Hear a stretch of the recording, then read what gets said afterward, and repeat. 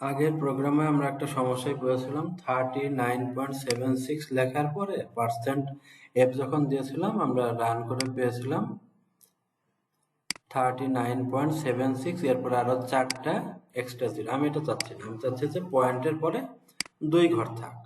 তাহলে আমি কি করব, পার্সেন্ট আর এফ এর মাঝখানে একটু জায়গা নিয়ে আমি লিখবো 0.2। 0.2 লিখলে সে দশমিকের পর 2টা ঘর রাখবে। রান করি, এখন আমি রেজাল্ট দেখতে পাচ্ছি 39.76। তাহলে স্যার যদি আমি 0.3 দিতাম পার্সেন্টের এফ এর মাঝখানে, তাহলে কি 3 ঘর রাখতো? হ্যাঁ, 3 ঘর রাখতো।